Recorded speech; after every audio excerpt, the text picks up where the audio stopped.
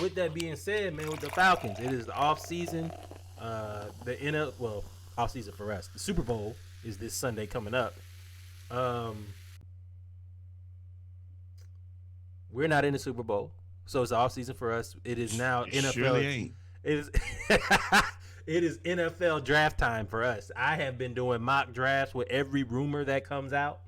Um, but before we get to the Yo, rumors, y'all don't know. Reggie really be on this.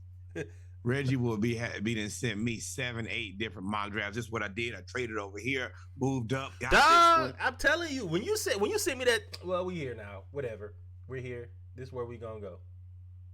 So we're here now. Since we talking about mock drafts, we talked about before the Falcons have the second most cap space. The Bears is just ridiculous. I demand a trade if I was Justin Fields. You mean to tell me if the cap is 150 something $million, you have 109 $million? That means you were paying all them terrible ass contracts and them terrible ass players and having me get beat up.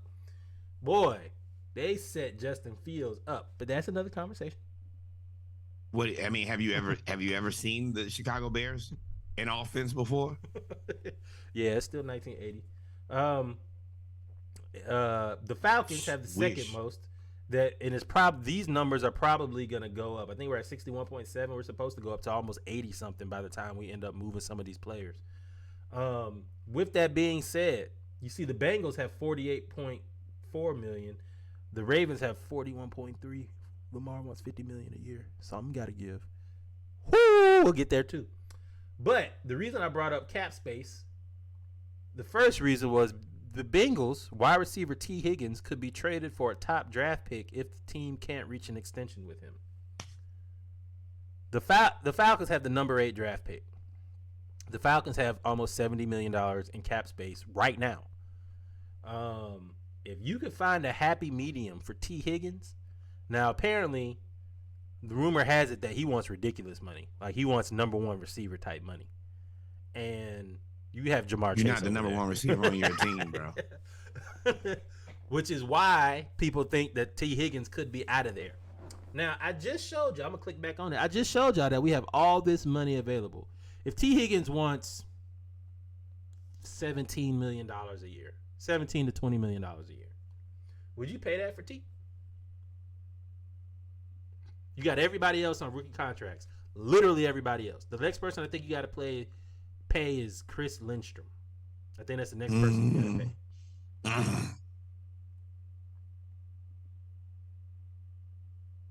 It's not a bad proposal to me. Depending on how much he wants. You got it. My issue is you got to know what you got out of Ritter first. You got to know if you need another quarterback or not.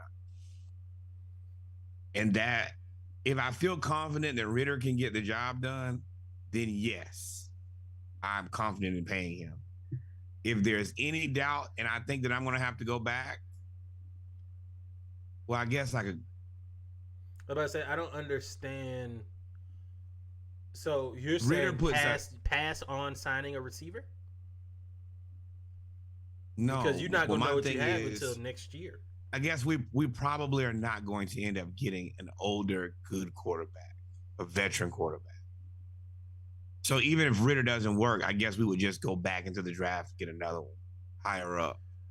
But then you would have T. Higgins, Jamar Chase. I'm sorry, T. Higgins, Kyle Pitts, Drake London, Algier, Cordero Patterson.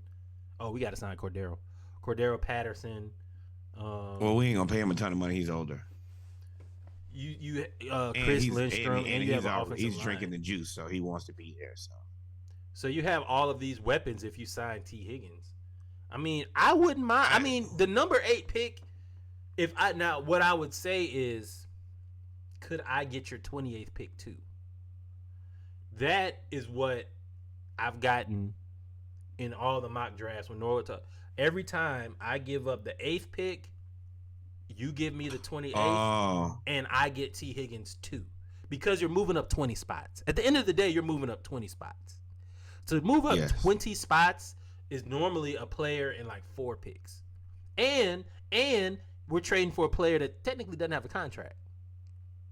So yeah, we're taking the risk. Yeah, we're taking all the risk and giving you a better draft pick. You probably have to give us a first and a third. From what I've done, I think I did And- first, third, and T. Higgins, and we gave you the 8th pick, and it worked.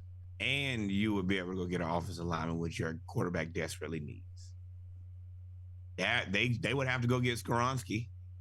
They would get Skoronski, or they would just get because they actually have Boyd and Mixon to re-sign, and I think Mixon may be out of there. You at 8, they may wheel and deal and get Bijan Robinson because Mixon's gone. Oh no, I think that Mixon definitely comes back now because he got the Chargers drop. Yeah, he get the guard.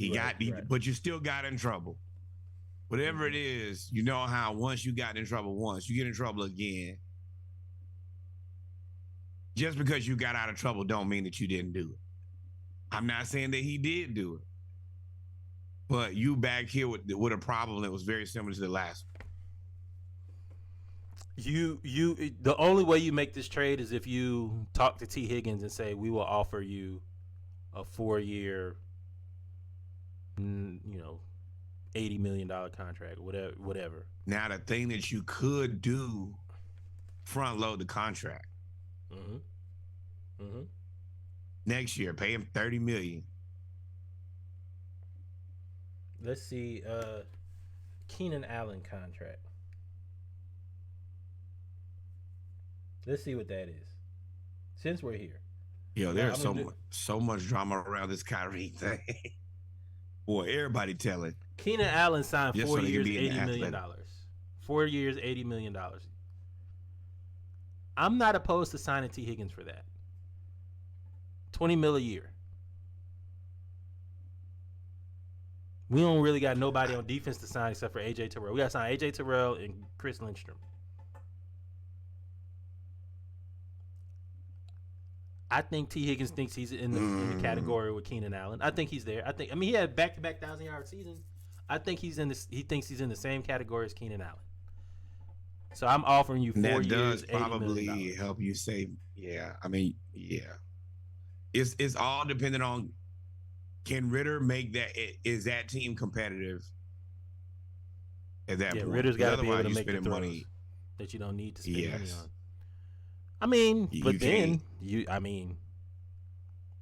That will lead to another discussion and another pipe dream, another Kevin Durant type discussion only before the Falcons. You still could trade Ritter.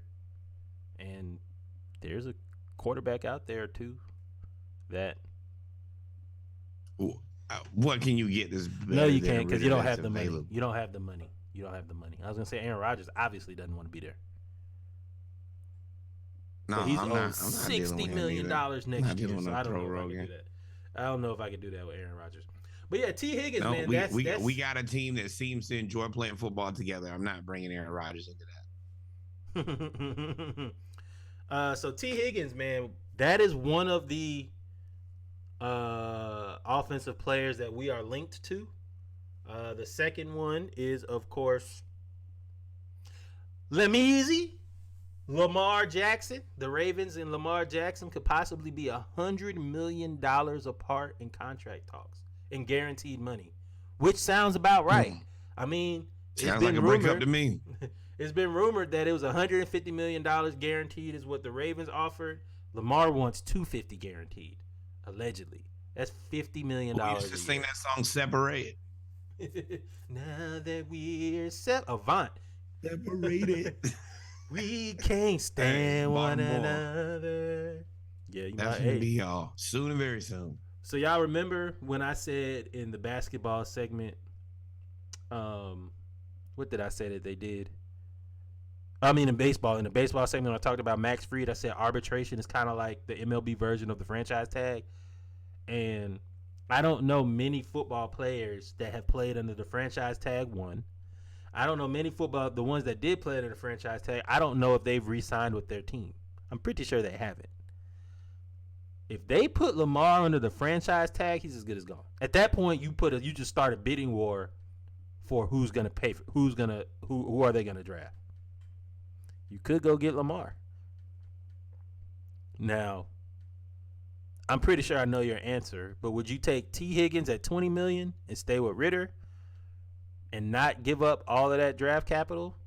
Or would you give up all the draft capital players and get Lamar Jackson at $50 million? most if you get him at valuable $50 million, you probably you can't keep. You're gonna lose Pitts or Drake London.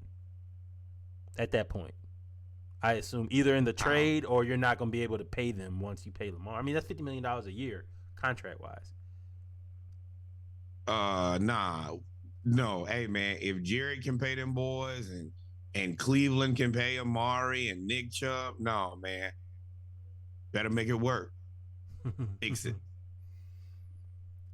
If this happens, I wouldn't. I mean, if you could, I mean, theoretically, you could go get both. Theoretically, but which would be just, yeah. I would never shut up if they got Lamar Jackson and T. Higgins. We had no draft picks though, but so the Falcons are linked to some big names. There's not really any other big names when it comes to free agency, but with this money, man, we don't know what could happen.